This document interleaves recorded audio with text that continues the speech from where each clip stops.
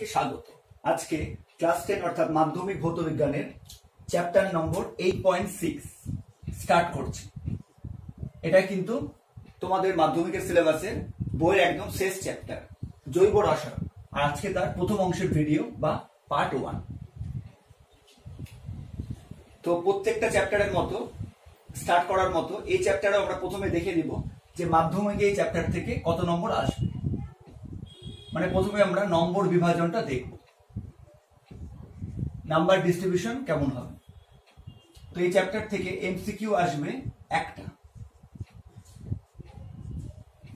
1 নম্বরের একটা MCQ, total 1 নম্বর।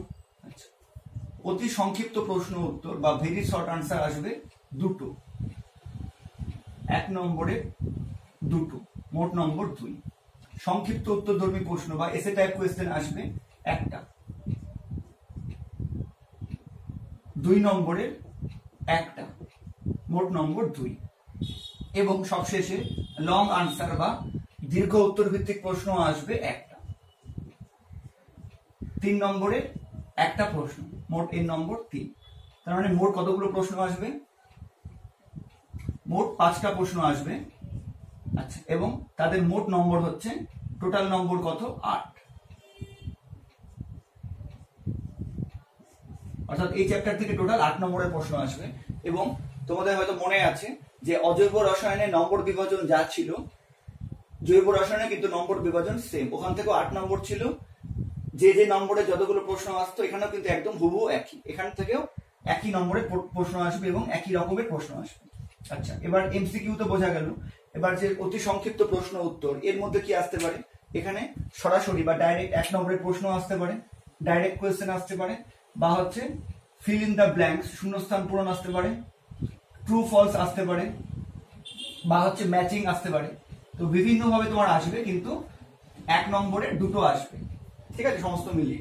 আর যে 2 নম্বরের প্রশ্ন সেখানে ডাইরেক্ট 2 আসতে পারে, বা 1+1 আসতে পারে।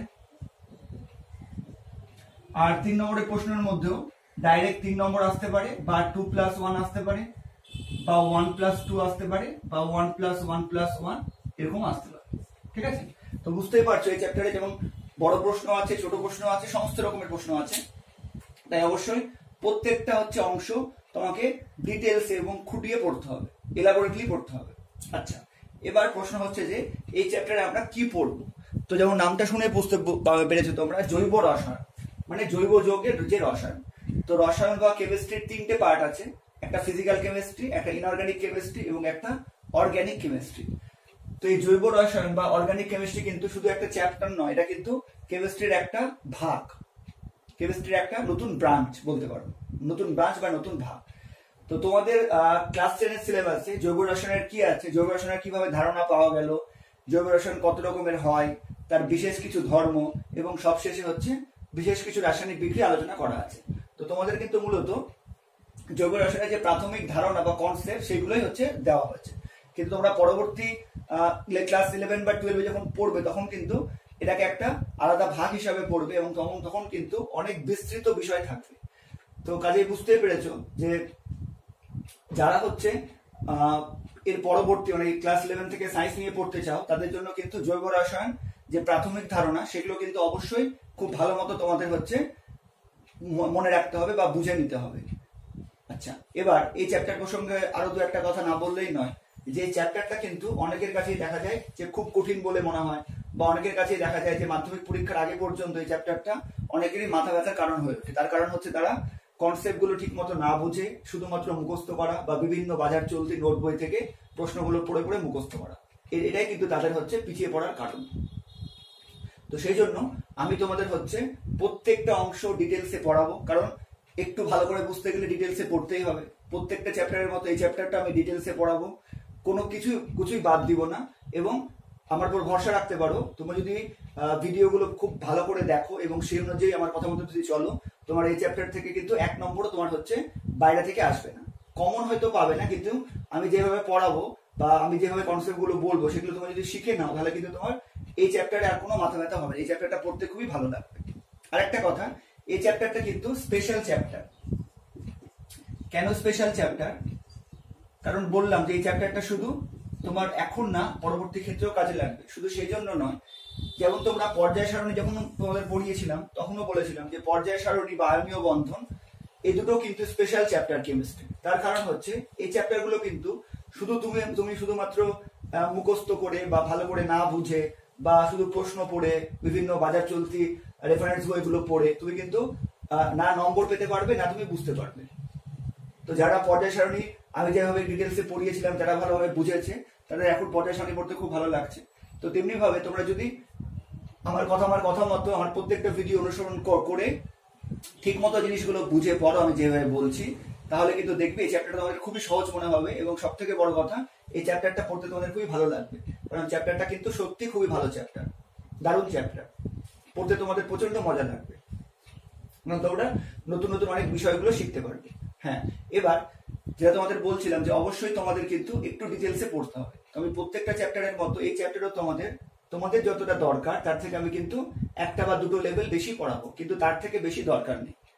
তাই আমি যেটা পড়াচ্ছি তোমার কাজ হচ্ছে শুধুমাত্র ভিডিওগুলো হচ্ছে ঠিকমতো করে দেখা, এবং ভিডিওগুলো দেখে নেওয়ার পরে হচ্ছে টেক্সট বইটাকে হচ্ছে অনুসরণ করা। টেক্সট বইটা অবশ্যই খুঁটিয়ে পড়তে হবে। তো প্রথমে তোমার কাজ হচ্ছে কিভাবে পড়বে, প্রথমে তুমি ভিডিওটা দেখবে এবং সেই সংক্রান্ত তোমার টেক্সট বইয়ে যা আছে সেই সমস্ত তুমি খুঁটিয়ে পড়বে, এবং কোনো প্রবলেম হলে অবশ্যই আমরা ক্লাসে ডিসকাস করবো, তার জন্য কোনো অসুবিধা নেই। কিন্তু তোমরা দয়া করে আগে থেকে পড়তে যেও না, আগে আমার ভিডিওটা দেখে নাও, সম্পূর্ণ জিনিসগুলো বুঝে নাও, তারপরে তোমরা বই থেকে পড়তে যাও, নাহলে কিন্তু কোনো লাভ হবে না, পড়ে যাবে কিন্তু পরবর্তী ক্ষেত্রে দেখবে তোমাদের অন্য অনেকের মতো তোমাদেরও এটা কিন্তু মাথা ব্যথার কারণ হয়ে উঠবে এই চ্যাপ্টারটা। তাই আরেকবার মনে করিয়ে দিচ্ছি যে আমি যেভাবে পড়াচ্ছি আমি কিন্তু অনেকটাই অন্যভাবে পড়াবো, তোমাদের বই যেভাবে আছে আমি কিন্তু সেভাবে পড়াবো না। হ্যাঁ, আজকের ভিডিওটা কিন্তু তথ্য নির্ভর, তো আজকের ভিডিওতে বোঝার আছে খুব কম অংশ, মূলত তথ্য নির্ভর। কিন্তু এরপরে যত হচ্ছে ভিডিওর সংখ্যা বাড়বে, মানে যত আমরা চ্যাপ্টারের ভিতরে যাব তত কিন্তু কনসেপ্ট বাড়বে। তো সেই কনসেপ্টগুলো কিন্তু তোমাকে ধরতে হবে, তাহলে তুমি কিন্তু প্রশ্নগুলো করতে পারবে। কারণ এখন কিন্তু শুধু হচ্ছে ডাইরেক্ট প্রশ্নগুলো দিচ্ছে না গত 2 বছর থেকে, আর সায়েন্সের প্রশ্ন এরকমই হওয়া উচিত। তো তোমাদের অবশ্যই হচ্ছে এমনভাবে তোমাদের পড়তে হবে, প্রিপারেশন করতে হবে যে যেখান থেকে যেমন ইচ্ছা প্রশ্ন আসুক তোমরা যেন পরীক্ষাতে ঠান্ডা মাথায় লিখে আসতে পারো, ঠিক আছে? তো তার জন্য শেষবারের মতো বলছি, প্রথমে ভিডিওগুলো দেখবে, তারপরে সেই অংশটা তুমি টেক্সট বই থেকে পড়ো, ক্লিয়ার? তাহলে এবার আমরা হচ্ছে এই চ্যাপ্টারের মূল অংশের আলোচনা শুরু করছি। এবার আমরা মূল পর্বের আলোচনায় চলে আসি। তো প্রথমে আমাদের জানতে হবে যে জৈব রসায়ন কেন আমরা আলাদা করে পড়ছি, তাই না? তার কারণ হচ্ছে আধুনিক সভ্যতার অন্যতম মূল হচ্ছে উপাদান হলো জৈব রসায়ন। তার কারণ হচ্ছে যে আমরা সকাল থেকে রাত্রি পর্যন্ত যে সমস্ত নিত্য প্রয়োজনীয় পদার্থগুলো ব্যবহার করি তাদের মধ্যে বেশিরভাগই কিন্তু জৈব যৌগ। তার কারণ হচ্ছে, যদি উদাহরণ বলি, আমাদের দেহের মধ্যে যে সমস্ত ডিএনএ, আরএনএ বা হচ্ছে প্রোটিন, কার্বোহাইড্রেট, ফ্যাট, হরমোন, উৎসেচক, বিভিন্ন অ্যান্টিবায়োটিক সমস্ত কিন্তু জৈব যৌগ দিয়ে গঠিত। আমাদের দেহটাই কিন্তু বলতে পারি জৈব যৌগ দিয়ে গঠিত। আচ্ছা, এছাড়া আমরা খাদ্য হিসাবে যা গ্রহণ করি, কার্বোহাইড্রেট, প্রোটিন, ফ্যাট সমস্তই হচ্ছে জৈব যৌগ। আমরা জ্বালানি হিসেবে যা ব্যবহার করছি, পেট্রোল, ডিজেল, কেরোসিন সমস্তই হচ্ছে জৈব যৌগ। এছাড়া আমরা হচ্ছে বিভিন্ন শিল্পক্ষেত্রে যে প্লাস্টিক ব্যবহার করছি, বিভিন্ন উপাদান, বিভিন্ন ফার্নিচার, বিভিন্ন বাসনপত্র, প্লাস্টিক, নাইলন, পিভিসি, বিভিন্ন সরঞ্জাম, তো সমস্ত ক্ষেত্রে কিন্তু হচ্ছে জৈব যৌগের ভূমিকা আছে। তো সেই জন্য আমরা জৈব রসায়নটাকে আলাদা একটা পার্ট করা হচ্ছে কেমিস্ট্রিতে। তো প্রথমে আমরা পড়বো যে জৈব যৌগটা কিভাবে আছে সংজ্ঞায়িত হলো, কিভাবে জৈব যৌগের সম্পর্কে ধারণা গড়ে উঠলো মানুষের মনে, অর্থাৎ জৈব যৌগের সংক্ষিপ্ত ইতিহাস আমরা প্রথমে পড়বো। এটা কিন্তু তোমাদের সিলেবাসের অন্তর্ভুক্ত। তো দেখো, প্রথম থেকে আমরা বিভিন্ন যৌগকে হচ্ছে উৎস অনুযায়ী 2 ভাগে ভাগ করেছি। কি অনুযায়ী ভাগ করেছি? উৎস অনুযায়ী, মানে সোর্স কি সেই অনুযায়ী 2 ভাগে ভাগ করেছি। একটা হচ্ছে অজৈব যৌগ আর একটা হচ্ছে জৈব যৌগ। এটা কিন্তু অনেক আগে থেকেই হচ্ছে ভাগ ছিল, মানে যখন থেকে আমাদের যৌগ সম্বন্ধে ধারণা গড়ে উঠেছে তখন থেকে কিন্তু অজৈব এবং জৈব এই 2 রকম ভাগ ছিল, ঠিক আছে? এবার অজৈব বলতে আমরা কি বুঝি? অজৈব বলতে আমরা সাধারণভাবে বুঝি যে অজৈব মানে হচ্ছে কোনো খনিজ থেকে বা কোনো জড় বস্তু থেকে উৎপন্ন যৌগ, প্রত্যক্ষ বা পরোক্ষভাবে। ঠিক আছে, তো অজৈব যৌগ মানে হচ্ছে সাধারণভাবে আমরা যেটা বুঝি যে কোনো খনিজ থেকে বা কোনো খনিজ থেকে উৎপন্ন বা কোনো খনি থেকে প্রাপ্ত বা কোনো জড় বস্তু থেকে উৎপন্ন কোনো যৌগ, সেটা প্রত্যক্ষ হতে পারে পরোক্ষ হতে পারে, মানে যার সঙ্গে উদ্ভিদ বা প্রাণীর কোনো যোগাযোগ নেই, সেটাই হচ্ছে অজৈব। এবার জৈব, জৈব কথা এসেছে হচ্ছে জীব থেকে। তো জৈব মানে আমরা কি বুঝি, যা হচ্ছে জীব দেহ থেকে প্রাপ্ত, অর্থাৎ যে সমস্ত যৌগ প্রত্যক্ষ বা পরোক্ষভাবে, যে সমস্ত যৌগ প্রত্যক্ষ বা পরোক্ষভাবে হচ্ছে জীব দেহ, মানে উদ্ভিদ হতে পারে সেটা, বা সেটা হচ্ছে প্রাণী হতে পারে, থেকে প্রাপ্ত বা প্রস্তুত, সেগুলোই হচ্ছে জৈব যৌগ। যেমন ইতিমধ্যে আমি কতগুলো নামও বলেছি, কার্বোহাইড্রেট, প্রোটিন, ফ্যাট ইত্যাদি খাবার, আমাদের শরীরের হচ্ছে হরমোন, বিভিন্ন উৎসেচক, তারপরে হচ্ছে যে বিভিন্ন হচ্ছে এনজাইম, হ্যাঁ এনজাইম বা উৎসেচক, তারপরে হচ্ছে যে আমাদের শরীরের যে গঠন হচ্ছে ডিএনএ, আরএনএ ইত্যাদি সমস্তই কিন্তু হচ্ছে জৈব যৌগ। পেট্রোল, ডিজেল, কেরোসিন সমস্ত জৈব যৌগ। তো সেগুলো প্রত্যক্ষ বা পরোক্ষ বা কোনো না কোনো ভাবে কিন্তু হয় উদ্ভিদ বা প্রাণী দেহ থেকে প্রস্তুত, সেই জন্য এগুলো জৈব যৌগ। ঠিক আছে, তো প্রথম থেকে এই ভাগটা ছিল। এবার তখন যে সমস্ত জৈব যৌগ গুলো আবিষ্কার হয়েছিল বা তখন যে সমস্ত জৈব যৌগ সম্বন্ধে জানা ছিল, তো সেগুলো বিশ্লেষণ করে প্রথম 1784 খ্রিস্টাব্দে বিজ্ঞানী ল্যাভয়েসিয়ে, সেই সময়কার অন্যতম শ্রেষ্ঠ বিজ্ঞানী ল্যাভয়েসিয়ে বিভিন্ন জৈব যৌগ বিশ্লেষণ করে ল্যাভয়েসিয়ে কি বললেন, যে সমস্ত জৈব যৌগের মধ্যে কার্বন থাকবে। জৈব যৌগ মানেই হচ্ছে কার্বন, এমন কোনো জৈব যৌগ খুঁজে পাওয়া গেল না যার মধ্যে কার্বন নেই, মানে সমস্ত জৈব যৌগের মধ্যে কার্বন থাকতেই হবে। আচ্ছা, এবার তখনও কিন্তু জৈব যৌগ প্রস্তুত করা সম্ভব হয়নি। তার কারণ হচ্ছে সেই সময় বিভিন্ন বিজ্ঞানীদের মনে এবং হচ্ছে বিভিন্ন সাধারণ মানুষের মনেও কিন্তু একটা বদ্ধমূল ধারণা ছিল যে জৈব যৌগ যেহেতু উদ্ভিদ বা প্রাণী থেকে সৃষ্টি হচ্ছে, এবার আমরা জানি যে উদ্ভিদ বা প্রাণীর মধ্যে প্রাণের অস্তিত্ব আছে, তো তার মানে তাদের একটা বদ্ধমূল ধারণা ছিল যে জৈব যৌগ যারা, তাদের মধ্যেও কিন্তু উদ্ভিদ বা প্রাণীর যে বিশেষ শক্তি বা প্রাণ শক্তি সেটা হচ্ছে বর্তমান আছে। তাই এই প্রাণ শক্তি ছাড়া কিন্তু জৈব যৌগ সৃষ্টি করা সম্ভব নয়, কারণ জৈব যৌগের মধ্যে উদ্ভিদ বা প্রাণীর থেকে প্রাপ্ত বিশেষ এক প্রকারের শক্তি নিহিত আছে, যাকে আমরা বলি প্রাণ শক্তি। তো তার সেই জন্য হচ্ছে জৈব যৌগ কিন্তু কখনোই পরীক্ষাগারে তৈরি করা সম্ভব নয়। জৈব যৌগ যা পাওয়া যাবে প্রাকৃতিক, জৈব যৌগ কখনোই কৃত্রিম ভাবে তৈরি করা বা হচ্ছে পরীক্ষাগারে তৈরি করা সম্ভব নয়। এটা হচ্ছে মানুষের মনে একটা বদ্ধমূল ধারণা ছিল। এবার এই ধারণা আরো হচ্ছে মানুষের মনে একদম স্পষ্ট হলো যখন সেই সময়কার অন্যতম শ্রেষ্ঠ হচ্ছে রসায়নবিদ 1815 খ্রিস্টাব্দে সেই সময়কার অন্যতম শ্রেষ্ঠ রসায়নবিদ বিজ্ঞানী বার্জেলিয়াস, তোমরা অবশ্যই নাম শুনেছো, গ্যাসের আচরণের আমি পড়িয়েছি। বিজ্ঞানী বার্জেলিয়াস কি বললেন, তার বিখ্যাত তত্ত্বের অবতারণা করলেন। কি নাম সেই তত্ত্বের? সেই তত্ত্বের নাম হচ্ছে vital energy force. Vital energy force, এই নামে তিনি একটা থিওরি দিলেন, যেটাকে আমরা বাংলায় তোমরা মনে রাখবে যে হচ্ছে বার্জেলিয়াসের প্রাণ শক্তির তত্ত্ব।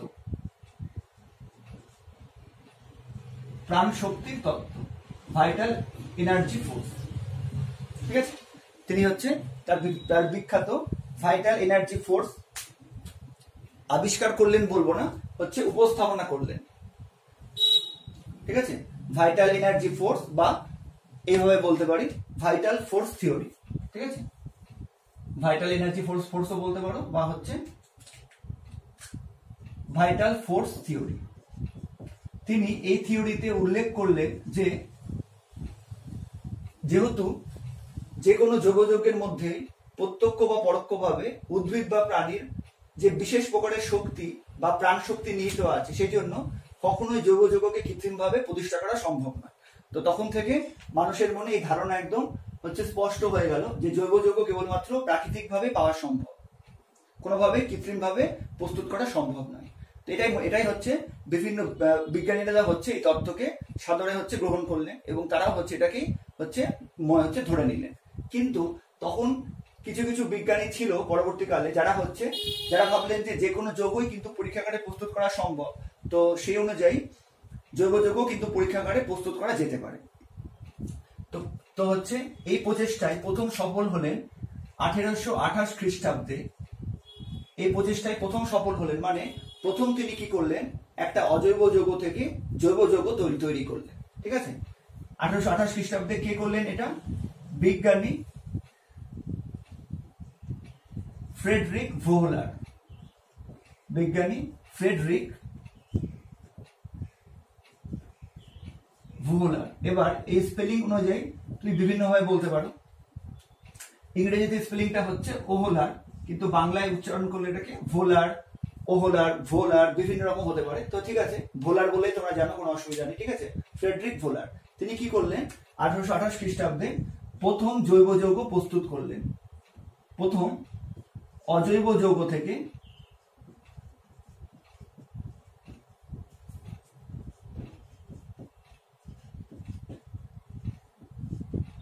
জৈব যৌগ প্রস্তুত করলেন।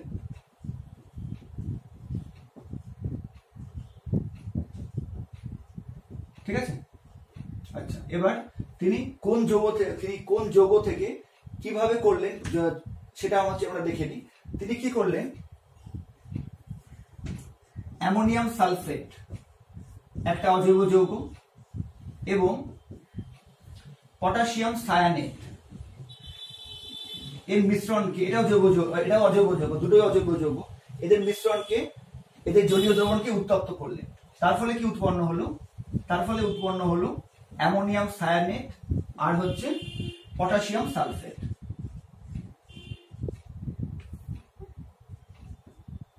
আচ্ছা, এবার এই যত হচ্ছে জৈব যৌগ এগোবে তত কিন্তু আমরা নতুন নতুন অনেক মূলক সম্বন্ধে, জৈব মূলক সম্বন্ধে জানতে পারবো।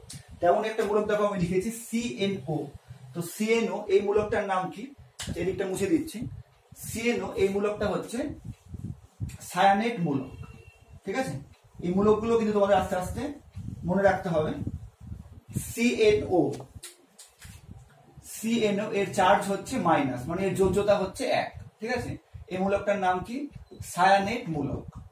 যেমন তোমরা সালফেট, নাইট্রেট বিভিন্ন মূলক পড়েছো, তেমন এটা একটা মূলক, কিন্তু এটা জৈব মূলক, সায়ানেট। ঠিক আছে, সায়ানেট মূলক। আচ্ছা, CNO এটা হচ্ছে মাথার পরে চার্জ একটা মাইনাস আছে, মানে যোজ্যতা হচ্ছে 1। তো এই CNO এর আগে হচ্ছে যে মৌল থাকবে সেই অনুযায়ী নাম হয়ে যাবে। যেমন KCNO, কে হচ্ছে পটাশিয়াম, তো KCNO কি হয়ে গেল? Potassium cyanate. ঠিক আছে, তো পটাশিয়াম সায়ানেট থেকে প্রথম কি প্রস্তুত করলে? এর নাম কি হয়ে যাবে? NH4 হচ্ছে অ্যামোনিয়াম, এর নাম কি হয়ে যাবে? Ammonium cyanate. এইভাবে তুমি অ্যামোনিয়াম সায়ানেটের জলীয় দ্রবণ প্রস্তুত করলেন। ঠিক আছে, সায়ানেটও কিন্তু একটা মূলক, অজৈব মূলক। ঠিক আছে, তো তিনি প্রথমে অ্যামোনিয়াম, এখানে দেখো অ্যামোনিয়ামও একটা মূলক, NH4 একটা মূলক, অ্যামোনিয়াম সালফেটও একটা মূলক, CNO হচ্ছে সায়ানেট মূলক, একই রকম। এবার বিক্রিয়াটা কি করে মনে রাখবে? দেখো NH4 কি হয়? প্লাস, সালফেট কি হয়? 2 মাইনাস, এখানে পটাশিয়াম হচ্ছে প্লাস, CNO হচ্ছে মাইনাস।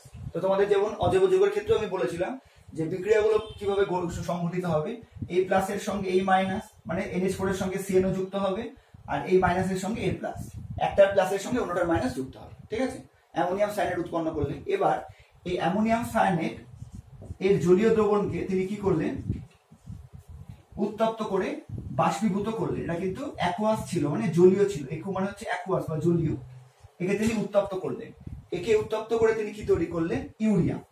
ইউরিয়া আমরা অজৈব রসায়নে পড়েছি, CONH2 আইদার এরকম লিখতে পারো বা NH2CONH2 এরকমও লিখতে পারো, সিঙ্গেল বন্ড এগুলো। ঠিক আছে, যে কোনোটা লিখতে পারো। ক্লিয়ার? তারপরে বিজ্ঞানী ফ্রেডরিক ভোলার বা ওহলার কি করলেন? প্রথম অজৈব যৌগ থেকে জৈব যৌগ প্রস্তুত করতে সমর্থ হলেন। কোন যৌগ থেকে তিনি তো প্রস্তুত করলেন?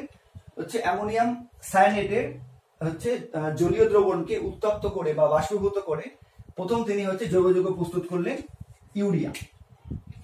এটা হচ্ছে ইউরিয়ার সংকেত। আর হচ্ছে কোন যৌগ থেকে প্রস্তুত করলেন? অ্যামোনিয়াম সায়ানেট, CnO হচ্ছে সায়ানেট মূলক।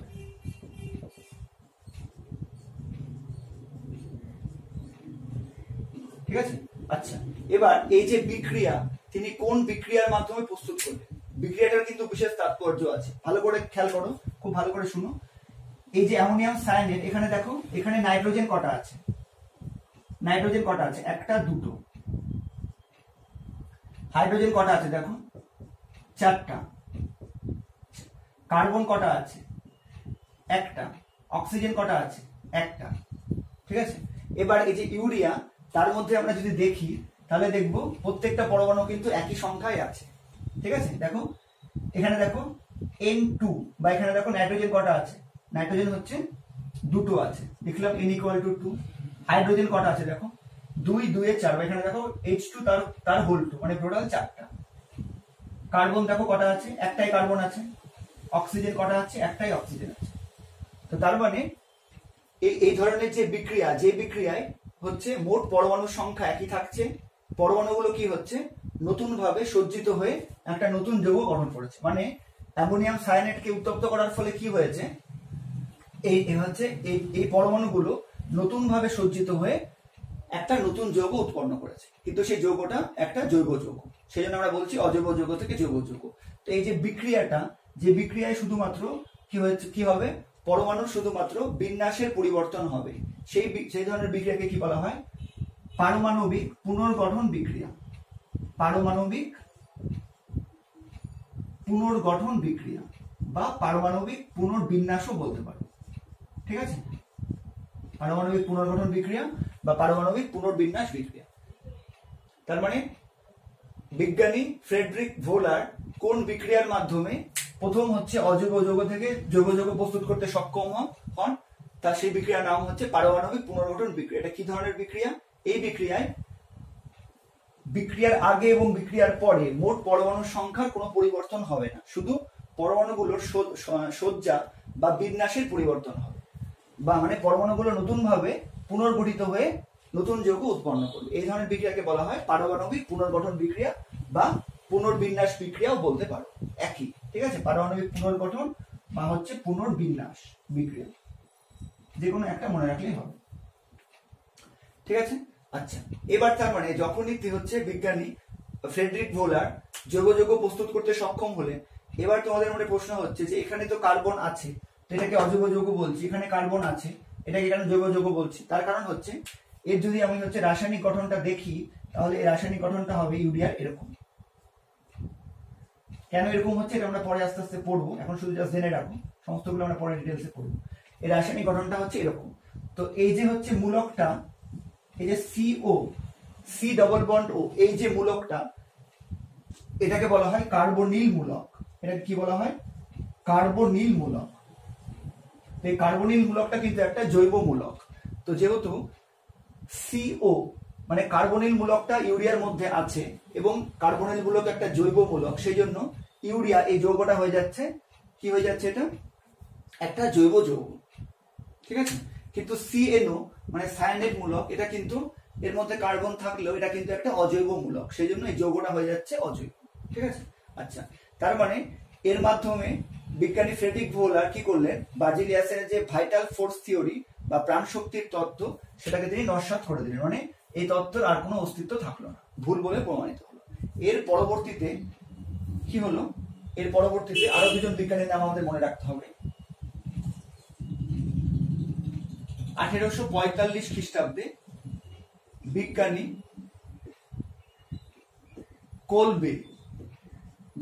কোলবে কি করলেন? কার্বন, হাইড্রোজেন আর অক্সিজেন দিয়ে প্রথম কি করলেন? অ্যাসিটিক অ্যাসিড তৈরি করলেন। এটা হচ্ছে acetic acid, CH3COOH। Acetic acid তোমরা জানো, এটা হচ্ছে ভিনেগারের মৃদু জলীয় দ্রব্য। এটা আমাদের সিলেবাস আছে, পরে ডিটেইলসে আমরা পড়বো। ঠিক আছে। বিজ্ঞানী কোলবে কি করলেন? কার্বন, হাইড্রোজেন আর হচ্ছে অক্সিজেন থেকে পরীক্ষাগারে অ্যাসিটিক অ্যাসিড প্রস্তুত করলেন। আচ্ছা, এবার 1856 খ্রিস্টাব্দে বিজ্ঞানী বিজ্ঞানী বার্থেলো কি করলেন, কার্বন আর হাইড্রোজেন দিয়ে মিথেন প্রস্তুত করলেন। মিথেনের তোমরা সংকেতও জানো, CH4, আমরা আয়নীয় সংযোজী বন্ধনে লুইসের গঠনে পড়েছি। ঠিক আছে, তো তোমাদের এইটুকুটা ইতিহাস হচ্ছে মনে রাখতে হবে। এবার ক্রমে ক্রমে কি হলো, ক্রমে ক্রমে এইভাবে বিভিন্ন জৈব যৌগগুলো আবিষ্কার হতে থাকে। কিন্তু শুরু করেছিলেন হচ্ছে বিজ্ঞানী ফ্রেডরিক ওহলার। ঠিক আছে, এবং এই সমস্ত হচ্ছে যৌগগুলো বিশ্লেষণ করেই দেখা গেল যে সমস্ত জৈব যৌগ কিন্তু মধ্যে কিন্তু কার্বন থাকবে, মানে বিজ্ঞানী ল্যাভোইসিয়ের যে তত্ত্ব ছিল সেটা কিন্তু ঠিক ছিল, এটা আজ পর্যন্ত ভুল বলে প্রমাণিত হয়নি, মানে সমস্ত জৈব যৌগের মধ্যে কার্বন কিন্তু থাকবে। আচ্ছা, এবার এটুকুটা এক নজরে একটু বলে দিই, যেখান থেকে কি কি প্রশ্ন তোমরা মনে রাখবে। ঠিক আছে, ভালো করে শুনে না। প্রথমে মনে হচ্ছে এখান থেকে প্রথম প্রশ্ন হচ্ছে যে কোন বিজ্ঞানী প্রথম বলেছিলেন যে যে কোনো জৈব যৌগের মধ্যে কার্বন থাকবে, সেটা বলেছিলেন হচ্ছে বিজ্ঞানী ল্যাভোইসিয়ে। সালগুলো মনে রাখার দরকার নেই তোমাদের, নামগুলো মনে রাখলে এনাফ। এবার প্রাণ শক্তির তত্ত্ব কে দিয়েছিলেন, বা কোন বিজ্ঞানীর মতবাদ অনুযায়ী জৈব যৌগ সৃষ্টি করা সম্ভব নয়, সেটা হচ্ছে বার্জেলিয়াস। হয়ে গেল, যদি এটা পরে ভুল বলে প্রমাণিত হয়েছিল। আচ্ছা, এবার এখান থেকে খুব হচ্ছে কমন প্রশ্ন যে কোন বিজ্ঞানী প্রথম জৈব যৌগ প্রস্তুত করতে সক্ষম হন পরীক্ষাগারে, তার নাম হচ্ছে ফ্রেডরিক ভোলার বা ওহলার। আচ্ছা, এবার তিনি কোন ধরনের যৌগ থেকে জৈব যৌগ প্রস্তুত করতে সক্ষম হন, তিনি অজৈব যৌগ থেকে প্রথম জৈব যৌগ প্রস্তুত করতে সক্ষম হন। এগুলো প্রতিটা কিন্তু প্রশ্ন, তোমরা নোট করে নাও। তারপরে প্রশ্ন হচ্ছে প্রথম কোন যৌগ থেকে জৈব যৌগ প্রস্তুত করা সক্ষম হচ্ছে, প্রথম কোন যৌগ থেকে জৈব যৌগ প্রস্তুত করা হয়, তার নাম কি বলবে, অ্যামোনিয়াম সায়ানেট। অ্যামোনিয়াম সায়ানেট হচ্ছে সেই প্রথম অজৈব যৌগ যেখান থেকে জৈব যৌগ প্রস্তুত করা সম্ভব হয়।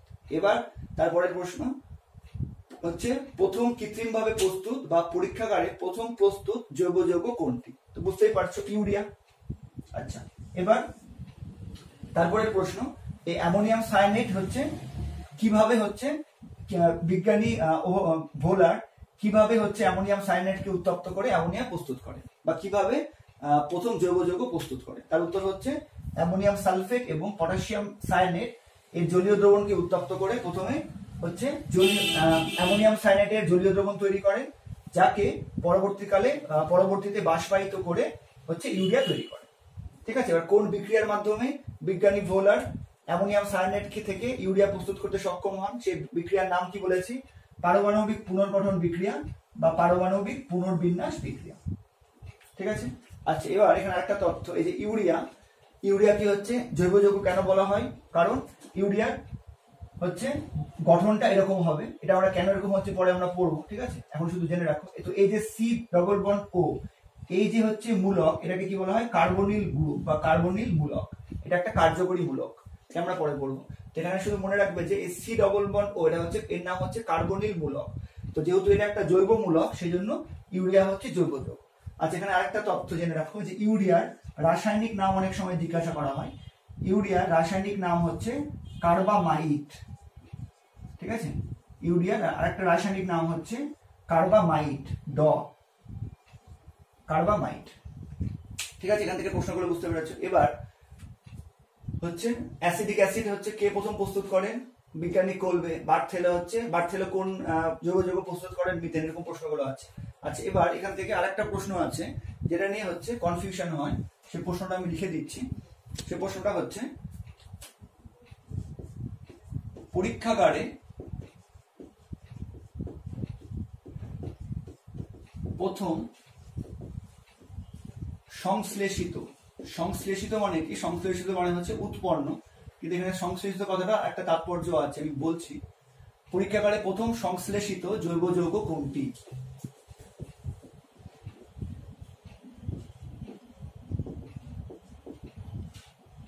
তার উত্তর কি বলবে, তার উত্তর কিন্তু বলবে অ্যাসিটিক অ্যাসিড। ঠিক আছে, এটা কিন্তু কনফিউশন দেখা যায়। তার কারণ হচ্ছে বিজ্ঞানী ফ্রেডরিক ভোলার তিনি কিন্তু প্রথম জৈব যৌগ প্রস্তুত করতে সমর্থ হন, কিন্তু তিনি একটা অজৈব যৌগ থেকে জৈব যৌগ প্রস্তুত করেছিলেন। আর তিনি কিন্তু হচ্ছে প্রস্তুত করেছিলেন কিন্তু উৎপন্ন করেননি। তার মানে হচ্ছে যে তিনি এই অ্যামোনিয়াম সায়ানেটকে উত্তপ্ত করে এই যৌগটা পেয়ে গেছিলেন, কিন্তু উৎপন্ন করা বলতে যা বোঝায় বা সৃষ্টি করা বলতে যা বোঝায় যে আমি উপাদান মৌলগুলো দিয়ে হচ্ছে নতুন যৌগ গঠন করলাম, সেরকম কিন্তু তিনি করেননি। তিনি কি করেছিলেন, অ্যামোনিয়াম সায়ানাইডকে উত্তপ্ত করেছিলেন, সেখান থেকে হচ্ছে ইউরিয়া নিজে থেকে কিন্তু গঠিত হয়েছিল। তো সেই জন্য এখানে সংশ্লেষিত এই কথাটার মানে হচ্ছে যে একদম ক্রিয়েটিভ, মানে হচ্ছে যে উপাদান মৌল থেকে উৎপন্ন। ভোলার কিন্তু উৎপন্ন করেননি, আবার বলছে তিনি হচ্ছে শুধু অ্যামোনিয়াম সায়ানাইডের জলীয় দ্রবণকে উত্তপ্ত করেছিলেন, তার ফলে ইউরিয়া গঠিত হয়েছিল, ঠিক আছে। কিন্তু উৎপন্ন যদি সঠিক অর্থে বলতে হয় তাহলে কিন্তু হচ্ছে বিজ্ঞানী কোলবের অ্যাসিটিক অ্যাসিডটা বলবো। তাই যখন যদি এই টার্মটা থাকে পরীক্ষাগারে প্রথম সংশ্লেষিত জৈব যৌগ, তখন বলবে অ্যাসিটিক অ্যাসিড। তার কারণ কোলবে কি করেছিল, কার্বন, হাইড্রোজেন এবং অক্সিজেনকে নির্দিষ্ট ওজন অনুপাতে মিশিয়ে যেভাবে নতুন কোনো যৌগ সৃষ্টি করে সেইভাবে তিনি অ্যাসিটিক অ্যাসিড জৈব যৌগ সৃষ্টি করতে সমর্থ হয়েছে, ঠিক আছে। তো এখান থেকে কনফিউশন প্রশ্ন দুটো, পরীক্ষাগারে প্রথম সৃষ্ট জৈব যৌগ কোনটি, তাহলে হচ্ছে ইউরিয়া। পরীক্ষাগারে প্রথম উৎপন্ন জৈব যৌগ কোনটি, তাহলেও কিন্তু ইউরিয়া।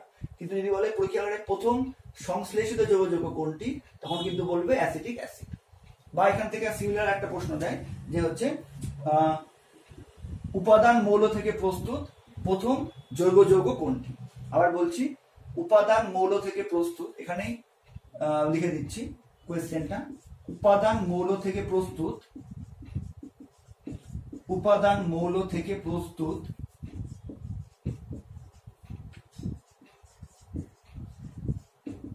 প্রথম জৈব যৌগ কোনটি, ঠিক আছে। উপাদান মৌল থেকে প্রস্তুত প্রথম জৈব যৌগ কোনটি, তখনও কি বলবে অ্যাসিটিক অ্যাসিড। ক্লিয়ার? তাহলে এইটুকু থেকে তোমরা এই প্রশ্নগুলো হতে পারে, তোমরা একটু এগুলো নোট করে নাও। আচ্ছা, এবার যেটা প্রশ্ন আসছে যেটা হচ্ছে বিজ্ঞানী ল্যাভোইসিও আগে বলেছিল, বা সমস্ত জৈব যৌগের ক্ষেত্রে দেখা গেছে যে সমস্ত জৈব যৌগের মধ্যে কিন্তু কার্বন আছে, কিন্তু কোন যৌগের মধ্যে কার্বন থাকলে কি সেটাকে জৈব যৌগ বলতে পারো? তো উত্তর হচ্ছে না। তার জন্য আরো কিন্তু কিছু হচ্ছে ধর্ম মেনে চলতে হবে। তার মানে এটাকে মুছে দিলাম, তোমরা নোট করে নাও। তার মানে হচ্ছে যে আর যে ইয়ারগুলো মানে সালগুলো মনে রাখার দরকার নেই তোমাদের, শুধু নামগুলো আর তাদের কীর্তিগুলো, মানে তাদের হচ্ছে কি কি হচ্ছে তৈরি করেছিলেন সেগুলো শুধু মনে রাখবে সংক্ষেপে। আচ্ছা, এবার দেখো খুব ভাইটাল লাইন, সমস্ত জৈব যৌগের মধ্যে কার্বন থাকবেই। সমস্ত জৈব যৌগের মধ্যে কার্বন থাকবেই, কিন্তু কোন যৌগে কার্বন থাকলেই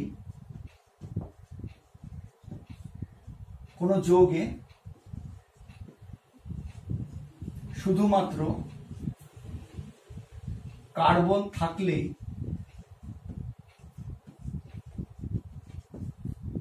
তাকে জৈব যৌগ বলা যাবে না। খুব ভালো করে বুঝো লাইনটা।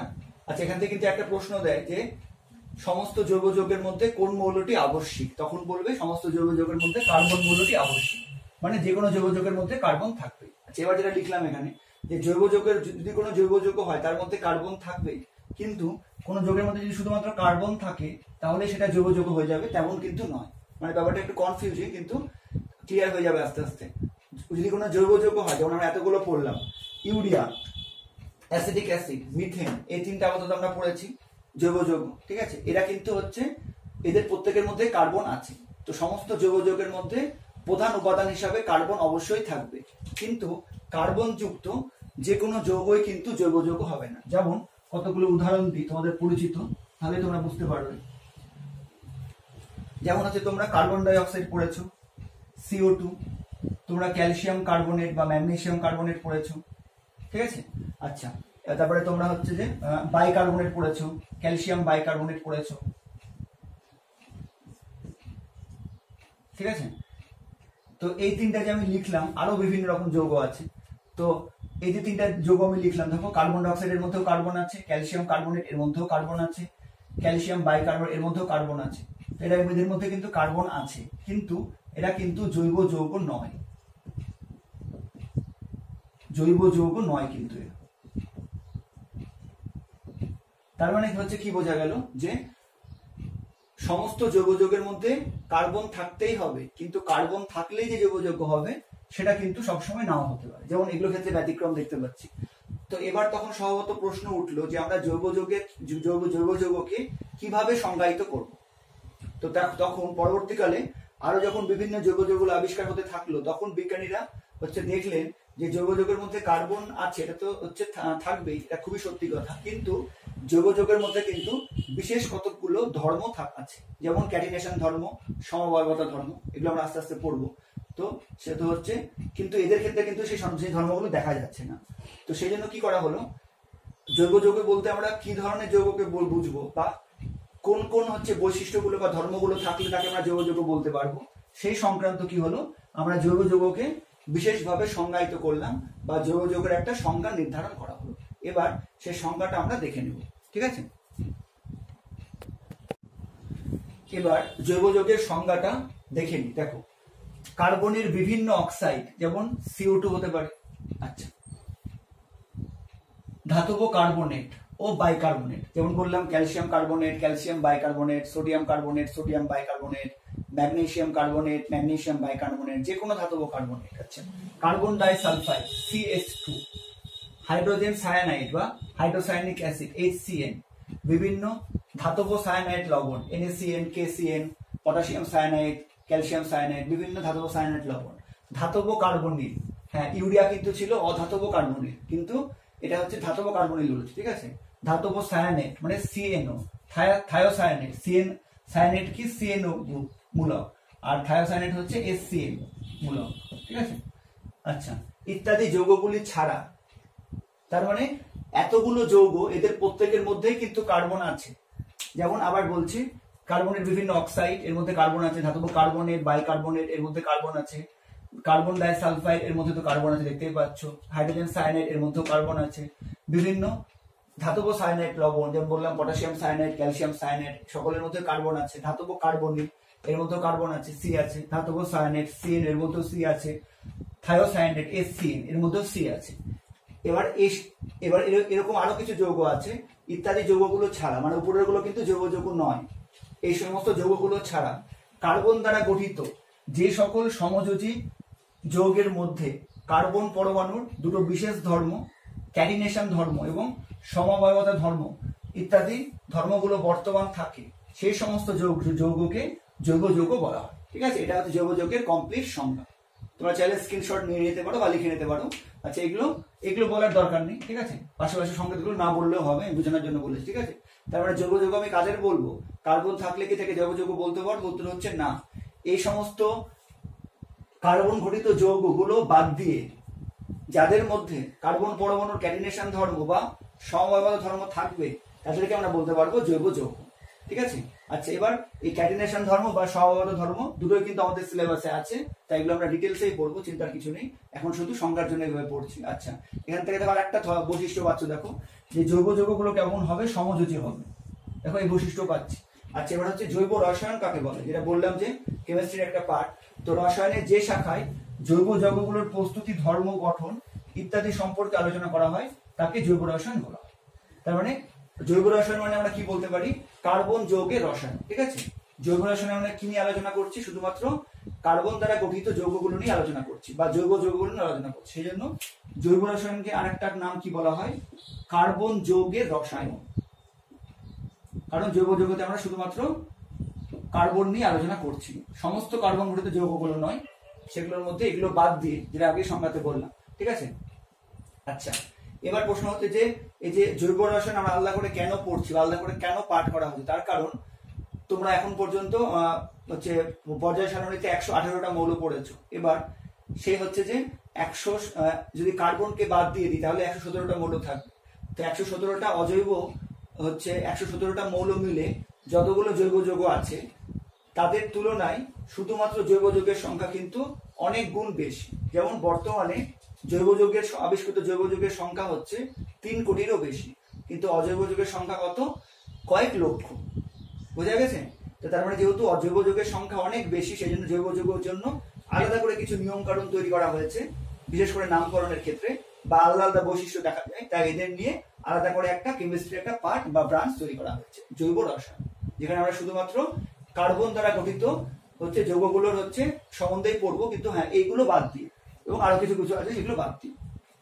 আচ্ছা, এবার যদি প্রশ্ন করা হয় যে আধুনিক জৈব রসায়নের জনক কাকে বলা হয়, তো আমরা এক্ষুনি দেখলাম যে প্রথম জৈব যৌগ কে তৈরি করেছিলেন, বিজ্ঞানী ফ্রেডরিক ভোলার। এটা তাকেই কিন্তু বলা হয় আধুনিক জৈব রসায়নের জনক, কারণ তিনি যদি হচ্ছে অ্যামোনিয়াম সায়ানাইডকে উত্তপ্ত করে ইউরিয়া প্রস্তুত না করতেন প্রথম জৈব যৌগ, তাহলে কিন্তু জৈব যৌগ সম্বন্ধে আমাদের ধারণা পাওয়া যেত না, বা তিনি প্রথম জৈব যৌগ সম্বন্ধে ধারণা দিয়েছিলেন, মানে প্রস্তুত করেছিলেন, সেই জন্য তার সম্মানে আধুনিক জৈব রসায়নের জনক বলা হয় ফ্রেডরিক ভোলার বা ওলার। আচ্ছা, এবার খুব গুরুত্বপূর্ণ প্রশ্নটা কিন্তু খুবই কমন প্রশ্ন, যে তার মানে কার্বন ঘটিত সকল যৌগই কি জৈব যৌগ হবে? তো আমরা কি দেখলাম, এরা প্রত্যেকেই কিন্তু কার্বন ঘটিত যৌগ, কিন্তু এদের মধ্যে কি নেই, এদের মধ্যে কার্বন পরমাণুর ক্যাটিনেশন ধর্ম নেই, বা কিছু ক্ষেত্রে সমভাবতা ধর্ম নেই, এবং এদের উৎস হচ্ছে কোনো অজৈব, সেই জন্য এরা কিন্তু কার্বন ঘটিত যৌগ হলেও কিন্তু জৈব যৌগ নয়। তো এরকম একটা প্রশ্ন দিয়ে দেয়, তো কি লিখতে হবে আমি বলে দিয়েছি, তোমরা একদম ডিটো লিখতে হবে সেটা নয়, মানে মানে এইটাকে হচ্ছে বেস করে তোমরা নিজের মতো চাইলে লিখতে পারবে, ঠিক আছে? দেখো মিথেন CH4 আমরা হচ্ছে আয়নীয় সমযোজী বন্ধন অধ্যায়ে লুইস ডট গঠনে পড়েছি, সেই জন্য আমি সংকেতগুলো দিয়ে দিয়েছি। Methane CH4, ethane C2H6, ethylene C2H4, acetylene C2H2 ইত্যাদি কার্বন ঘটিত যৌগগুলো হলো জৈব যৌগ, আমরা জানি। কারণ কি? কারণ হচ্ছে এই সমস্ত যৌগের মধ্যে কার্বন পরমাণুর ক্যাটিনেশন ধর্ম বর্তমান, এবং এদের মূল উৎস কি কোনো না কোনো জৈব বস্তু। এই দুটোর জন্যই কিন্তু এরা কার্বন ঘটিত যৌগ তো বটেই, কিন্তু শুধু কার্বনের জন্যই কিন্তু এরা জৈব যৌগ নয়, এদের মধ্যে দুটো কি হচ্ছে বিশেষ বৈশিষ্ট্য আছে, এদের মধ্যে কার্বন পরমাণুর ক্যাটিনেশন ধর্ম বর্তমান আছে, আর এদের মূল উৎস হচ্ছে কোনো না কোনো জৈব বস্তু, সেই জন্য এরা হচ্ছে জৈব যৌগ। কিন্তু আর এই সমস্ত যে যৌগগুলো আমি লিখেছি তাদের মধ্যে কয়েকটা এখানে লিখেছি। অপরদিকে carbon dioxide CO2, calcium carbonate CaCO3, calcium bicarbonate CaCO3 whole twice ইত্যাদি যৌগগুলোর মধ্যেও কিন্তু কার্বন আছে, কিন্তু এদের মধ্যে কি নেই, কার্বন পরমাণুর ক্যাটিনেশন ধর্ম দেখা যায় না, আর এদের মূল উৎস হচ্ছে অজৈব বস্তু। সেই জন্য এরা কিন্তু কার্বন ঘটিত, মানে এরা কার্বন ঘটিত মানে হচ্ছে কার্বন দ্বারা গঠিত যৌগ হলেও এরা কিন্তু জৈব যৌগ নয়, এরা অজৈব যৌগ। সুতরাং বলা যায় কার্বন ঘটিত সমস্ত যৌগই জৈব যৌগ নয়। এরকম কিন্তু একটা প্রশ্ন দিতে পারে, বা একই রকম তোমাকে একটা প্রশ্ন দিয়ে দিতে পারে যে হচ্ছে CH4 জৈব যৌগ কিন্তু CO2 জৈব যৌগ নয়। এরকম বিভিন্ন রকম হচ্ছে কম্বিনেশন প্রশ্ন দিতে পারে। একটা জৈব যৌগ দিয়ে দিল, মানে দুটো কার্বন ঘটিত যৌগ দিয়ে দিল, একটা জৈব একটা অজৈব, তখন কিভাবে লিখবে? তখন এরকম ভাবে ব্যাখ্যা করবে, যাকে জৈব তাকে বলবে যে এর মধ্যে কার্বন পরমাণুর ক্যাটিনেশন ধর্ম দেখা যায় এবং এর উৎস হলো জৈব বস্তু, এই জন্য এটা জৈব। আর যেটা অজৈব দিবে কার্বন ডাইঅক্সাইড বা এর মতো, সেক্ষেত্রে আলাদা একটা প্যারা করে এদিকে লিখবে যে এটা কার্বন ঘটিত যৌগ হলেও এর মধ্যে কার্বন পরমাণুর ক্যাটিনেশন ধর্ম দেখা যায় না এবং এর উৎস হচ্ছে কোনো অজৈব বস্তু, সেই জন্য এটা কার্বন ঘটিত হলেও জৈব যৌগ নয়। ক্লিয়ার ব্যাপারগুলো? তো এই প্রশ্নটা বা এরকম কম্বিনেশন বিভিন্ন রকম প্রশ্ন আসতে পারে, ব্যাপারটা বুঝতে পারলে তোমরা নিজেরা লিখতে পারবে। ক্লিয়ার হচ্ছে ব্যাপারটা? তো তার মানে জৈব যৌগের ক্ষেত্রে আমরা কি দেখলাম, কার্বন দ্বারা জৈব যৌগের মধ্যে মূল উপাদান হিসাবে কার্বন অবশ্যই বর্তমান থাকবে, কিন্তু কার্বন হলে কিন্তু কোন যৌগের মধ্যে কার্বন থাকলে কিন্তু আমরা তাকে জৈব যৌগ বলতে পারবো না। যেমন এতগুলো আমি যে বলেছি, এত ধরনের যৌগগুলো, এদের প্রত্যেকের মধ্যে কার্বন থাকা সত্ত্বেও কিন্তু এরা জৈব যৌগ নয়, তার কারণ এদের মধ্যে কার্বন পরমাণুর দুটো বিশেষ ধর্ম, ক্যাটিনেশন ধর্ম বিশেষ করে, বা কোনো কোনো ক্ষেত্রে সমভাবতা ধর্ম দেখা যায় না, আর ওদের উৎস হচ্ছে কোনো অজৈব বস্তু, সেই জন্য এই দুটো ধর্ম আমরা আলাদা করে পরে পড়বো। এবার আমরা দেখবো যে জৈব যৌগগুলোর বৈশিষ্ট্য কি কি, এবং সেখান থেকে আমরা জৈব এবং অজৈব যৌগের মধ্যে একটা পার্থক্য তৈরি করব। ঠিক আছে, এটা স্ক্রিনশট নিয়ে নাও বা তোমরা খাতায় নোট করে নাও। এবার আমরা জৈব যৌগের বৈশিষ্ট্যগুলো দেখি। দেখো, উপাদান, জৈব যৌগের মধ্যে মূল উপাদান হিসাবে কার্বন থাকবে, যেটা আমরা সংজ্ঞা পড়ে বুঝেছিলাম। এবার কার্বনের সঙ্গে আর কি থাকতে পারে? কার্বনের সঙ্গে বিভিন্ন ধাতু বা অধাতু থাকতে পারে। যেমন অধাতুর মধ্যে hydrogen, oxygen, nitrogen, sulphur, phosphorus, এছাড়া হ্যালোজেন মৌল মানে ফ্লুরিন, ক্লোরিন, ব্রোমিন, আয়োডিন, মূলত এগুলো থাকে। এবং এছাড়া কতগুলো ধাতুও থাকতে পারে, যেমন কপার, লোহা, পারদ, জিঙ্ক ইত্যাদি আরো বিভিন্ন ধাতু থাকতে পারে। আমি কয়েকটা লিখেছি। তার মানে জৈব যৌগের মধ্যে কার্বন তো থাকবেই, তার সঙ্গে অধাতুও থাকতে পারে, ধাতুও থাকতে পারে। ঠিক আছে, এবার বন্ধনের প্রকৃতি, জৈব যৌগগুলির মধ্যে মূলত সমযোজী বন্ধন দেখা যায়, তাই জৈব যৌগগুলো মূলত সমযোজী যৌগ, এটা সংজ্ঞার মধ্যে আমি লিখেছিলাম। আচ্ছা, এবার গলনাঙ্ক, স্ফুটনাঙ্ক, যেহেতু জৈব যৌগগুলো হচ্ছে উদ্বায়ী প্রকৃতির, সেই জন্য এদের গলনাঙ্ক, স্ফুটনাঙ্ক কিন্তু সাধারণভাবে খুব কম হয়, কিন্তু সকলেরই কম হবে বা সকলেরই খুব কম হবে তেমন না, সাধারণভাবে বা অজৈব যৌগের তুলনায় সাধারণভাবে কম হয়। ঠিক আছে, এবার দ্রাব্যতা, জৈব যৌগগুলো যেটা সমযোজী যৌগের ধর্ম, আমরা জানি সমযোজী যৌগগুলো জলে দ্রবীভূত হয় না, কিন্তু বিভিন্ন জৈব দ্রাবকে দ্রবীভূত হয়।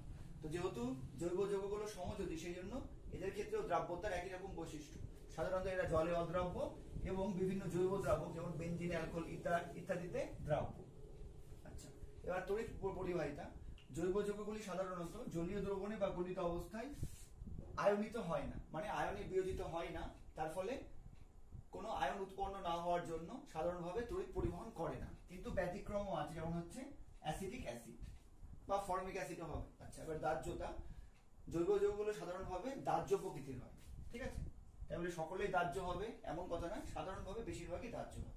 এটা একটা কিন্তু কমন একটা লেখা হয়েছে, সকলে যে সমস্ত ধর্ম একদম মেনে চলবে সেটা নয়, প্রত্যেকটারই কিছু না কিছু ব্যতিক্রম আছে। ঠিক আছে, এবার রাসায়নিক বিক্রিয়ার প্রকৃতি, জৈব যৌগগুলির বিক্রিয়া সাধারণভাবে ধীরগতি সম্পন্ন হয়, কারণ জৈব যৌগগুলোর মধ্যে যেহেতু হচ্ছে সমযোজী বন্ধন গঠিত হয়, আর সমযোজী বন্ধন গঠিত হতে অপেক্ষাকৃত বেশি সময় লাগে, সেই জন্য এদের বিক্রিয়াগুলো ধীরগতি সম্পন্ন হয়। এবার ভৌত অবস্থা, জৈব যৌগগুলো কিন্তু কঠিন হতে পারে, তরলও হতে পারে, আবার গ্যাসীয় হতে পারে, তিন রকমের হতে পারে। ক্যাটিনেশন ধর্ম, ক্যাটিনেশন ধর্ম আমরা পরের ভিডিওতে আলোচনা করব আমি। তো এখন শুধু জেনে রাখো, কার্বন পরমাণুর ক্যাটিনেশন ধর্মের জন্য অতি দীর্ঘ জটিল কার্বন শৃঙ্খল বিশিষ্ট এবং বেশি আণবিক গুরুত্ব সম্পন্ন জৈব যৌগ দেখা যায়। আচ্ছা, এবার সমবায়বতা ধর্ম, এটাও সংজ্ঞাতে আমরা জেনেছিলাম যে যৌগগুলির মধ্যে সমবায়বতা ধর্ম দেখা যায়। এবার এখান থেকে প্রশ্ন কি আসতে পারে, ডাইরেক্ট বৈশিষ্ট্য সাধারণভাবে আসে না, যেখান থেকে প্রত্যেকটা একটা হচ্ছে শর্ট প্রশ্ন, প্রত্যেকটা কনসেপ্ট বা প্রত্যেকটা পয়েন্ট থেকে শর্ট প্রশ্ন আসতে পারে। আচ্ছা, এছাড়া আর একটা প্রশ্ন না বললেই নয়, এই যে ব্যতিক্রমটা, ব্যতিক্রমগুলো কিন্তু প্রশ্নের জন্য খুব ইম্পর্টেন্ট। তো এই ব্যতিক্রম থেকে কিভাবে প্রশ্ন দিতে পারবে, যে এমন একটি জৈব যৌগের উদাহরণ দাও যার জলীয় দ্রবণ তড়িতের সুপরিবাহী, বা এমন একটি জৈব যৌগের উদাহরণ দাও যার জলীয় দ্রবণ তড়িৎ পরিবহনে সক্ষম, তখন অ্যাসিটিক অ্যাসিড বলতে পারবে বা ফর্মিক অ্যাসিড বলতে পারবে। ঠিক আছে, প্রশ্নটা নোট করে নাও। আচ্ছা, এবার আর হচ্ছে যে কোনোটাই হচ্ছে প্রশ্ন দিতে পারে। এবার এখান থেকে হচ্ছে আরেকটা প্রশ্ন ইম্পর্টেন্ট, যেটা আমরা হচ্ছে না পড়লেও আমরা এবার বলতে পারবো। এই পয়েন্টগুলো মনে রাখবে, এই পয়েন্টগুলো মনে রেখে অজৈব যৌগের সঙ্গে অজৈব যৌগের পার্থক্য, মানে জৈব আর অজৈব যৌগের পার্থক্য, এটা কিন্তু খুব ইম্পর্টেন্ট। 2018 সালে জৈব আর অজৈব যৌগের পার্থক্য দিয়েছিল। তো এই পয়েন্টগুলো তোমরা বলতে পারবে, আমি এই পয়েন্টগুলো দিয়ে বুঝিয়ে দিচ্ছি। যেমন হচ্ছে উপাদান, জৈব যৌগের মধ্যে কার্বন থাকতেই হবে, কিন্তু অজৈব যৌগের মধ্যে কার্বন থাকতে পারে বা নাও থাকতে পারে, অর্থাৎ যে কোনো মৌল উপস্থিতি থাকতে পারে, কিন্তু জৈব যৌগের মধ্যে কার্বন থাকতে হবে। এটা একটা পয়েন্ট হলো পার্থক্য। বন্ধনের প্রকৃতি, জৈব যৌগগুলো মূলত সমযোজী, আর হচ্ছে অজৈব যৌগগুলো মূলত তড়িৎযোজী, কিন্তু সমযোজী এবং তড়িৎযোজী বা সমযোজী এই উভয় প্রকার বন্ধনও দেখা যায়। মানে তো হচ্ছে অজৈব যৌগগুলো তড়িৎযোজী হতে পারে, সমযোজী হতে পারে, আবার উভয় প্রকার বন্ধন দ্বারাই গঠিত হতে পারে। এটা কিন্তু অনেক বইয়ে ডাইরেক্ট লেখা থাকে যে তড়িৎযোজী অজৈব যৌগগুলো সাধারণত তড়িৎযোজী হয়, সেটা কিন্তু সম্পূর্ণ ঠিক নয়, বেশিরভাগই তড়িৎযোজী হয়, কিন্তু সমযোজীও হতে পারে, আবার হচ্ছে দুই প্রকার বন্ধন দ্বারা গঠিত তেমনও হতে পারে। ঠিক আছে, বোঝা গেছে ব্যাপারটা? যেমন এটা হচ্ছে আমি এক্সাম্পল গুলো বলে দিই, এক্সাম্পল গুলো কিন্তু হচ্ছে প্রশ্ন দেয়। এটা পার্থক্যের মধ্যে বলছি, অজৈব যৌগগুলো বেশিরভাগই তড়িৎযোজী হবে, এতে কোনো সন্দেহ নেই বা এটাতে কোনো ভুল নেই, কিন্তু তড়িৎযোজী অজৈব যৌগগুলোর মধ্যে কি হতে পারে, সমযোজী বন্ধনও দেখা যেতে পারে, সমযোজী বন্ধন দেখা যেতে পারে। আবার অজৈব যৌগগুলোর মধ্যে সমযোজী ও তড়িৎযোজী উভয় প্রকার বন্ধনও কিন্তু দেখা যেতে পারে। ঠিক আছে, তো এটা থেকে কিন্তু অনেক সময় এই ব্যতিক্রমগুলো থেকে কিন্তু প্রশ্ন আসে। তো সমযোজী বন্ধন দেখা যেতে পারে এমন কতগুলো অজৈব যৌগের নাম কি হবে, আমরা রাসায়নিক আয়নীয় সমযোজী বন্ধন এই অধ্যায়ে পড়েছি বা তাদের লিস্ট করে দেখেছি। যেমন হচ্ছে H2O, HCl, H2S, CO2, এরা প্রত্যেকেই হচ্ছে অজৈব যৌগ, কিন্তু এদের মধ্যে সমযোজী বন্ধন বর্তমান। এছাড়া কিছু কিছু অজৈব যৌগের মধ্যে তড়িৎযোজী ও সমযোজী উভয় প্রকার বন্ধন বর্তমান। তাদের উদাহরণ কি কি হবে, এটাও হচ্ছে প্রশ্ন দিতে পারে। H2SO4 হতে পারে, HNO3 নাইট্রিক অ্যাসিড হতে পারে, সোডিয়াম নাইট্রেট হতে পারে, সোডিয়াম সালফেট হতে পারে, আরো বিভিন্ন রকম হতে পারে। ঠিক আছে, তো এই প্রশ্নগুলো কিন্তু পড়ে রাখবে। তো এবার পার্থক্যের 2 নম্বর পয়েন্ট, বন্ধনের প্রকৃতি কি লিখবে। জৈব যৌগগুলোর মধ্যে সাধারণভাবে সমযোজী বন্ধন দেখা যায় বা সমযোজিতা দেখা যায়, কিন্তু তড়িৎযোজী অজৈব যৌগগুলোর মধ্যে বেশিরভাগ তড়িৎযোজী বন্ধন দেখা গেলেও সমযোজী এবং সমযোজী বন্ধনও দেখা যেতে পারে। যে ব্যাকেটের উদাহরণগুলো দেবে, এবং সমযোজী ও তড়িৎযোজী উভয় প্রকার বন্ধন দ্বারা গঠিত অজৈব যৌগ দেখা যেতে পারে। দিয়ে উদাহরণগুলো দেবে H2SO4, HNO3 nitric acid, sodium nitrate NaNO3, sodium sulphate Na2SO4। ঠিক আছে, 2 নম্বর পার্থক্য হয়ে গেল। এবার 3 নম্বর পার্থক্য পয়েন্ট হচ্ছে গলনাঙ্ক স্ফুটনাঙ্ক। তো এটা খুব ইজি পয়েন্ট, জৈব যৌগগুলির গলনাঙ্ক স্ফুটনাঙ্ক সাধারণত খুব কম হয়, অজৈব যৌগগুলোর অপেক্ষাকৃত বেশি হয়। হয়ে গেল। 4 নম্বর দ্রাব্যতা, এটাও খুব ইজি। জৈব যৌগগুলো সাধারণত জলে অদ্রাব্য, কিন্তু বিভিন্ন জৈব দ্রাবকে দ্রাব্য। অজৈব যৌগগুলো ঠিক উল্টো হবে, জলে দ্রাব্য কিন্তু বিভিন্ন জৈব দ্রাবকে অদ্রাব্য। যেমন তড়িৎযোজী সমযোজী পড়েছিলে, অনেকটা এর সঙ্গে মিল আছে। এবার তড়িৎ পরিবাহিতা, জৈব যৌগগুলি সাধারণত জলীয় দ্রবণে বা গলিত অবস্থায় আয়নিত হয় এবং তড়িৎ পরিবহনে সক্ষম হয়। ব্যতিক্রম এটা দিয়ে দিবে, কিন্তু সরি হচ্ছে জৈব যৌগগুলো হচ্ছে তড়িৎ পরিবহনে অক্ষম হয়, আমি সক্ষম বলে দিয়েছিলাম। আর হচ্ছে অজৈব যৌগের ঘরে লিখবে, কিন্তু অজৈব যৌগগুলি সাধারণভাবে তড়িৎ পরিবহনে সক্ষম হয় এবং তড়িৎ বিশ্লেষ্য প্রকৃতির হয়। ঠিক আছে, আচ্ছা এবার দাহ্যতা, এটা পয়েন্ট দিতে পারে পার্থক্যের মধ্যে। বলবে জৈব যৌগগুলো সাধারণভাবে দাহ্য হয় আর অজৈব যৌগগুলো সাধারণভাবে অদাহ্য প্রকৃতির হয়। সাধারণভাবে কতটা কিন্তু যোগ করবে। ঠিক আছে, এবার রাসায়নিক বিক্রিয়ার প্রকৃতি, জৈব যৌগগুলির মধ্যে সমযোজী বন্ধন থাকায় বিক্রিয়া ধীরগতি সম্পন্ন হয়, কিন্তু জৈব যৌগগুলোর মধ্যে হচ্ছে বিক্রিয়া অপেক্ষাকৃত দ্রুতগতি সম্পন্ন হয়। আচ্ছা, ভৌত অবস্থা, এটা কিন্তু পার্থক্যের মধ্যে না বলাই ভালো, কারণ জৈব এবং অজৈব উভয় প্রকার যৌগই কিন্তু হচ্ছে কঠিন তরল বা গ্যাসীয় হতে পারে, এটা পার্থক্যের মধ্যে পয়েন্টটা বলার দরকার নেই। এবার ক্যাটিনেশন ধর্ম, এটা বলবে যে হচ্ছে জৈব যৌগের মধ্যে কার্বন পরমাণু থাকে এবং কার্বন পরমাণুর হচ্ছে ক্যাটিনেশন ধর্ম দেখা যায়। এবার অনেক বই কিন্তু লেখা থাকে যে অজৈব যৌগের মধ্যে ক্যাটিনেশন ধর্ম হচ্ছে দেখা যায় না, এটাও কিন্তু পুরোপুরি ঠিক নয়। অজৈব যৌগের মধ্যেও কিন্তু হচ্ছে ক্যাটিনেশন ধর্ম দেখা যায়, যদি অজৈব যৌগের মধ্যে সিলিকন, বোরন, সালফার বা অক্সিজেন থাকে। তো সিলিকন, বোরন, সালফার, অক্সিজেন এই মৌলগুলো কিন্তু কার্বন পরমাণুর মতো হচ্ছে ক্যাটিনেশন ধর্ম প্রদর্শন করে।